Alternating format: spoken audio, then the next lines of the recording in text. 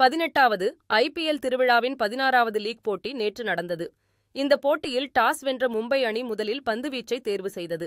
அந்த வகையில் முதலில் பேட்டிங் ஆடிய லக்னோ அணி 20வது ஓவர் முடிவில் 8 விக்கெட்டுகளை இழந்து 203 ரன்கள் எடுத்தது.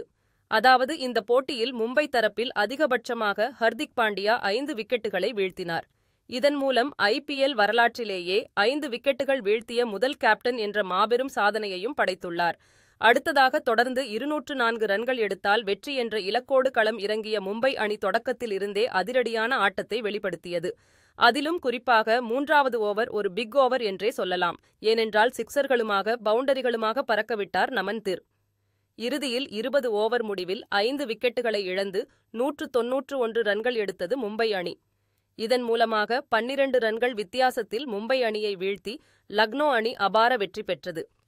இந்த போட்டியில் வெற்றி பெற்றது மூலமாக லக்னோ அணி தங்களது 2வது வெற்றியை பதிவு செய்துள்ளது குறிப்பிடத்தக்கது.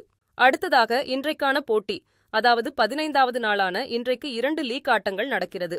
அந்த வகையில் இன்றைக்கான முதல் போட்டியான 17வது லீக் ஆட்டத்தில் Chennai super Kings Delhi Capitals அணியை சந்திக்கிறது. இந்த போட்டி சென்னையில் இருக்கக்கூடிய சேப்பாக்கம் மைதானத்தில் இன்றைக்கு மதியம் 3:30 மணிக்கு தொடங்கி நடந்து வருகிறது. அடுத்த போட்டி, அதாவது 18வது லீக் போட்டியில் பஞ்சாப் கிங்ஸ் ராஜஸ்தான் ராயல்ஸ் அணியை சந்திக்கிறது. இந்த போட்டி சண்டிகர் முல்லான்பூரில் உள்ள மகாராஜா யாடவிந்திரா சிங் சர்வதேச கிரிக்கெட் மைதானத்தில் இரவு 7:30 மணிக்கு நடக்கிறது. இன்றைக்கான 2 போட்டிகளுமே விறுவிறுப்பாக இருக்கும் என்றே சொல்லலாம். அதாவது சென்னையுடன் போட்டியிடும் டெல்லி அணியாக இருக்கட்டும், ராஜஸ்தானுடன் போட்டியிடும் பஞ்சாப் அணியாக இருக்கட்டும், 2 அணிகளுமே புள்ளிப்பட்டியலில் முதல் 2 இடங்களில் உள்ளன. இந்த நிலையில் சென்னை அணியாக இருக்கட்டும், ராஜஸ்தானாக இருக்கட்டும், 2 அணிகளுமே இதுவரை ஆடியிருக்கக்கூடிய 3 போட்டிகளில் ஒரு போட்டியில் மட்டும்தான் வெற்றி பெற்றுள்ளனர். 2 போட்டிகளில் தோல்வியடைந்துள்ளனர். அதனால் மீண்டும் வெற்றி பாதையை நோக்கி அவர்களுடைய அதிரடி ஆட்டத்தை வெளிப்படுத்துவர் என்றே எதிர்பார்க்கப்படுகிறது.